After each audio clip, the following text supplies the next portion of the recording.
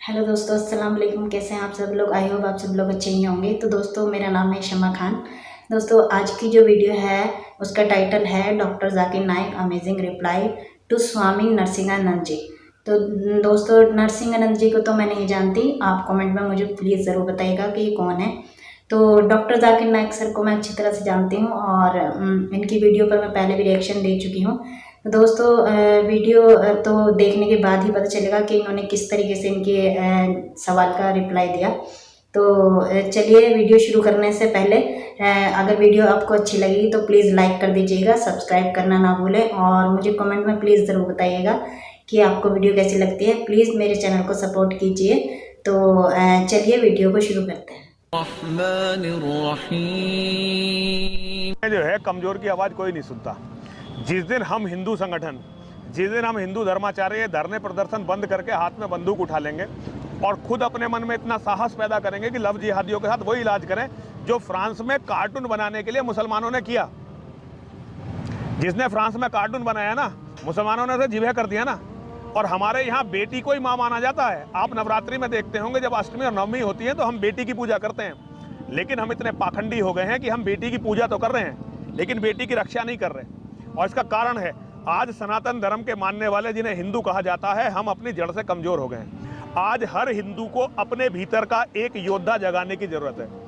जिस दिन हिंदू हथियार उठा के इन लव जिहादियों को कत्ल करना शुरू कर देगा, उसके बाद लव जिहाद खत्म होगा। कोई कानून नहीं आने। अब तो देखिए 2029 में भारत का प्रधानमंत्री मुसलमान बनेगा। एक बार भारत का प्रधानमंत्री मुसलमान बना, फिर आप क्या चाहते हैं? कौन सा कानून है? कोई भी कानून नहीं आएगा। लेकिन आदमी को कुछ सीखना चाहिए। अब धरने प्रदर्शन की नहीं, हमें अब युद्ध लड़ने की जरूरत है। ये पूरा गृह युद्ध चल रहा है जिसमें इस्लाम का जिहाद अपने चरम पे है। उन्होंने पूरी तैयारी कर ली है। हिंदू लड़े या ना लड़े, ये हिंदू की अपनी मर्जी है। लेकिन मुसलमान हिंदुओं को छोड़ेंगे नहीं, क्योंकि वो अपनी कुरान पे हैं। उनकी कुरान में स्पष्ट लिखा है इस्लाम का जिहाद तब तक चलेगा जब तक दुनिया में एक भी काफिर जिंदा है। अपना हिंदुस्तान में जो है, पहले हिंदुज्म आया, बाद में बुद्धिज्म आया, बाद में जैनिज्म आया और लास्ट में जाके सिखिज्म आया। ये सब में कभी भी ऐसा झगड़ा लफड़ा बिपड़ा कुछ भी नहीं हुआ। इधर से जितना भी आया, जैसा जूइश है, बाद में क्रिश्चियंस है, बाद में इस्लाम है, ये तीनों में 1400 साल होने के बाद भी अभी तक क्यों लड़ाई झगड़े हैं? पहला सवाल ये है। दूसरा सवाल, आप जो टेररिस्ट का जो भी कुछ डिफिनेशन दिए वो तो ठीक है, जान दे दो, मगर टेररिस्ट लोग इस्लाम को बदनाम करते। कुछ भी हो, आप उसके अगेंस्ट ये जो काम कर रहे हैं ये बहुत अच्छा है। दूसरी बात, ये अभी जो इराक में वो अच्छा काम नहीं किए। कोई भी हो, मुसलमान हो, हिंदू हो, रिलीजियस प्लेसेस को ऐसा नहीं करना चाहिए। जरा बराबर से सवाल। भाई साहब ने दो सवाल पूछा है। पहला सवाल पूछा है कि हिंदुस्तान में पहले हिंदू धर्म आया, हिंदुइज्म आया, फिर बुद्धिज्म आया, फिर जैनिज्म आया, फिर सिखिज्म आया। लफड़ा झगड़ा नहीं हुआ। लेकिन ये जुडाइज्म, क्रिश्चियनिटी, इस्लाम में हमेशा झगड़ा है। क्यों? आप शायद अपने मजहब के बारे में नहीं जानते। आपने महाभारत पढ़ी? महाभारत पढ़ी आपने?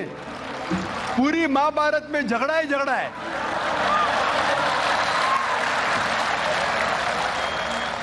बाकी मजहब के नहीं, अपने आपस में।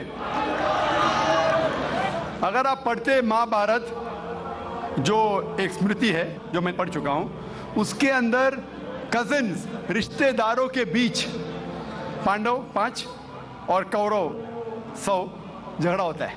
महाभारत में झगड़े के बारे में जितने वर्सेस है, कुरान मजीद से कई गुना ज्यादा। अगर गिनेंगे हम, कुरान मजीद गिनेंगे कितने वर्सेस है, महाभारत में कई ज्यादा है। और जब आप भगवत गीता पढ़ते हैं, भगवत गीता महाभारत का एक हिस्सा है। 18 चैप्टर्स है। भीष्म पर्व के चैप्टर नंबर 25 to 42 को कहते हैं भगवत गीता। और भगवत गीता सबसे ज्यादा पढ़ी जाने वाली किताब है हिंदू मजहब में। और यहां ये भगवत गीता श्री कृष्ण राय दे रहे, सलाह दे रहे, सजेशन दे रहे, एडवाइस दे रहे अर्जुन को। जब आप पढ़ते Bhagavad Gita chapter number 1 verse number 45-46, Arjun जंग के मैदान में अपने हथियार को जमीन पे रखता है और कहता है श्री कृष्ण से, मैं जंग के मैदान में निहत्था मरना पसंद करूंगा बनिस्बत अपने रिश्तेदारों से लड़ूं। ये कहता है, आपने पढ़ी होंगी। उसके फौरन बाद चैप्टर नंबर 2 वर्स नंबर 2 और 3 में श्री कृष्ण कहते हैं अर्जुन से, अर्जुन तुम इतने बुज़दिल कब से बन गए, तुम नपुंसक कब से बन गए? How have these impurities come in your heart, how have you become important? वो कहते हैं कि क्षत्रिय का धर्म है लड़ना। फिर वर्स नंबर 31, 32, 33 में कहते हैं, वो क्षत्रिय खुशनसीब है जिसे लड़ने का मौका मिलता है। अगर आप लड़ेंगे तो आप स्वर्ग में जाएंगे, लड़ेंगे नहीं तो स्वर्ग में नहीं जाएंगे। कौन कहता है? श्री कृष्ण एडवाइस देते हैं अर्जुन को। अगर मैं कहूंगा कि आपके श्री कृष्ण कहते हैं कि रिश्तेदारों का कत्ल करो, ये शैतानी हरकत है। अगर मैं कहूंगा कि आपके हिंदू मजहब की किताब में सिखाया जाता है कि रिश्तेदारों का कत्ल करो, ये शैतानी हरकत है। वो हिंदू मुझसे कहता है लेकिन ये जंग है हक और बातिल के दरमियान। मैं बोला कुरान मजीद में भी वही लिखा है, हक और बातिल के दरमियान। मैं जानता हूं हिंदू मजहब में ये नहीं लिखा है कि रिश्तेदार कत्ल करो, लेकिन हक के लिए लड़ना भी पड़े, बात तो सही, नो प्रॉब्लम। चाहे वो आपके रिश्तेदार हो, चाहे वो आपके वालिदैन हो, नो प्रॉब्लम। तो ये श्री कृष्ण कहते अर्जुन से। और जो क्रिटिक्स ऑफ इस्लाम उछालते मोहम्मद सल्लल्लाहु अलैहि वसल्लम की हदीस को, सही बुखारी की जिल्द नंबर 4 हदीस नंबर 46 किताब जिहाद में अल्लाह के रसूल कहते कि जो भी मुजाहिद जिहाद के लिए जाता है, अगर उसका कत्ल होता है तो वो जन्नत पे जाता है, अगर वो जिंदा वापस लौटता है तो उसे इस दुनिया का माल मिलता है। अक्सर क्रिटिक्स इंक्लूडिंग अरुण शूरी इस हदीस को उछालकर कहते कैसा मजहब है, लड़ने को कहता है, मर जाते लड़ाई में तो जन्नत मिलती है, वरना इस दुनिया की दौलत। अगर आप भगवत गीता पढ़ेंगे चैप्टर नंबर 2 वर्स नंबर 37, उसमें श्री कृष्ण कहते हैं अर्जुन से, अर्जुन उठो और लड़ो। अगर आप मर जाएंगे, कत्ल हो जाएगा, आप जाएंगे स्वर्ग में। अगर जिंदा वापस लौटेंगे तो दुनिया की दौलत मिलेंगी। हू बहू जो सही बुखारी में मोहम्मद सल्लल्लाहु अलैहि वसल्लम ने कहा, वही कहते श्री कृष्ण अर्जुन से। मुझे लगता है कि अरुण शूरी ने भगवत गीता पढ़ी नहीं। अगर पढ़ी होती तो इस्लाम के खिलाफ नहीं लिखते।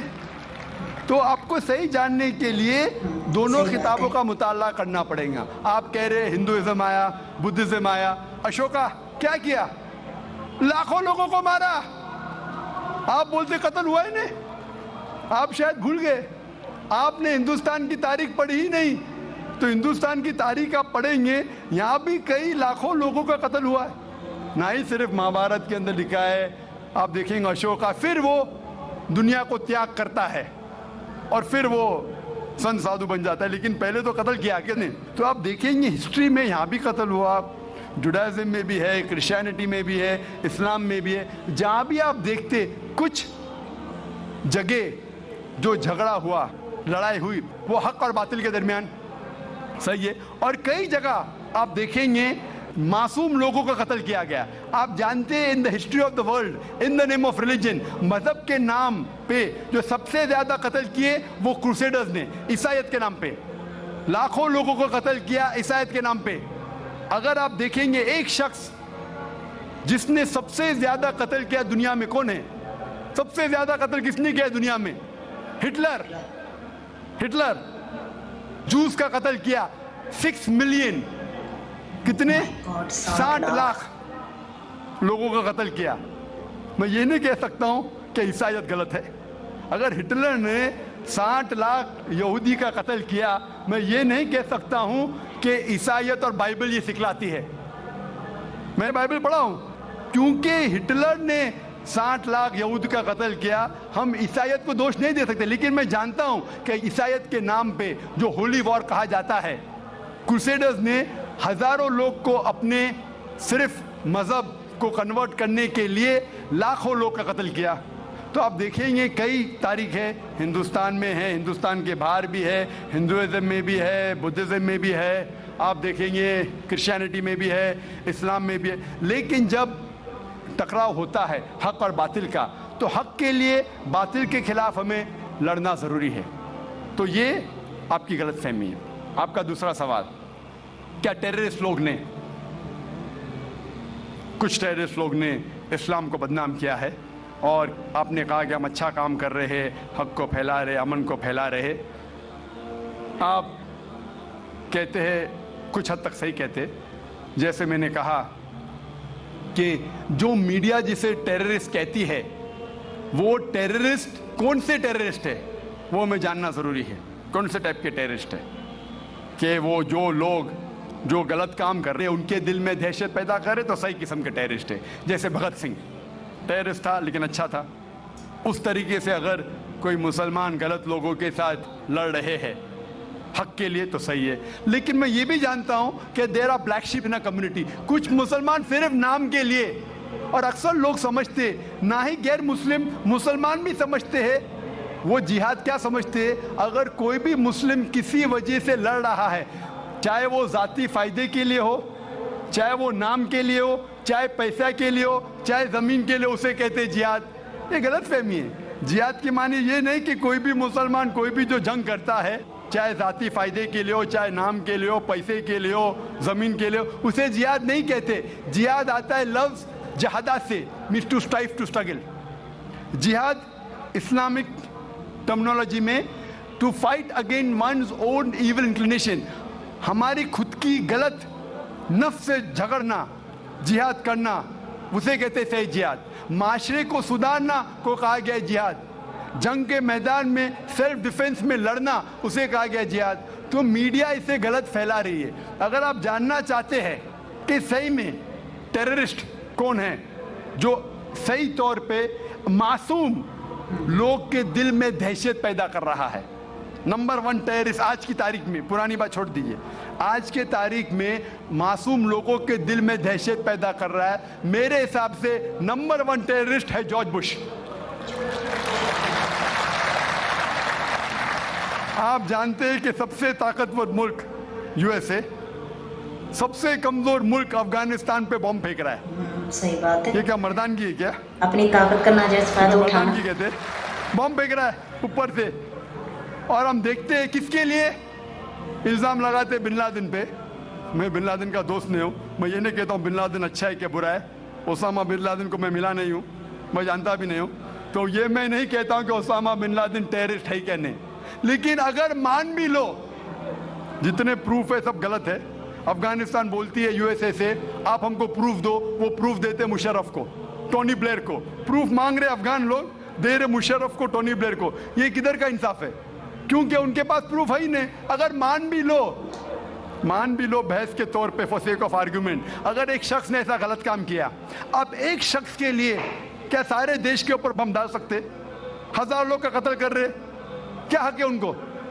फिर जाते इराक के पास 1000 लोग को मारते। मैं ये नहीं कहता सद्दाम हुसैन अच्छा इंसान है, मैं ये नहीं कहता हूँ, मैं जानता हूँ काफ़ी गलतियाँ की, लेकिन जो इराकी लोग सद्दाम हुसैन के टाइम पे जो उनको तकलीफ हो रही थी, अभी उससे कई ज़्यादा हो रही है, कई ज़्यादा। कौन कर रहा है? George Bush. ये तो मैंने 5 साल पहले कहा था ऑस्ट्रेलिया में, जब मुझे अमेरिकन कॉन्सुलेट ने पूछा था सवाल कि do you consider Osama bin Laden terrorist, तो मैंने उस वक्त कहा था, चंद महीने बाद, 2-3 महीने बाद, 11 सितंबर के बाद, I consider number 1 terrorist to be George Bush, और हेडलाइंस में आया था। आज तो कई लोग कहते हैं कि जॉर्ज बुश टेररिस्ट नंबर 1 है। अमेरिका में भी जब एक सर्वे हुआ था, एक प्राइवेट ऑर्गेनाइजेशन ने सर्वे की थी यूएसए में, जानने के लिए 3 नाम दिए उनने, कौन सबसे बड़ा टेररिस्ट है, Osama bin Laden, Saddam Hussein या जॉर्ज बुश। नंबर 1 हमेशा जॉर्ज बुश है। गैर मुस्लिम भी कहते हैं सबसे नंबर 1 टेररिस्ट है जॉर्ज बुश। सबसे लोएस्ट परसेंटेज उसको मिला 73%, और कुछ लोग ने 78% लोग ने कहा कि टेररिस्ट नंबर 1 है जॉर्ज बुश। अभी उन्हें पता लग रहा है 5 साल बाद, 6 साल बाद, मैं तो पहले कहा था। तो आप मुझसे पूछेंगे कि ये मीडिया ऐसे लोग को लेके उछाल रही है और मीडिया बदनाम कर रही, जो हालात हो रही है, कोई भी मजहबी, चाहे टेम्पल हो, चाहे चर्च हो, चाहे मस्जिद हो, कुरान में लिखा है उसको डिस्ट्रॉय नहीं करना चाहिए। कोई भी, कुरान की आयत है, do not destroy temples, churches, places of worship, गलत है। तो कुरान में भी लिखा है। तो कोई भी शख्स ये करता है, टेम्पल या मस्जिद या मोनेस्ट्रीज या सिनेगॉग्स को तोड़ता है, तो ये इंसानियत के खिलाफ है और कुरान मजीद के खिलाफ भी है। Hope that answers the question. दोस्तों ये बात तो इन्होंने सही कही कि मीडिया जो होती है, मीडिया इतनी सी बात को इतना बड़ा चढ़ाकर बता देती है, इशू बना देती है। मतलब अगर दुनिया में दहशत ना भी फैले तब भी फैल जाए तो और पूरी जानकारी लेते नहीं है कि टेररिस्ट होते कौन है असलियत में।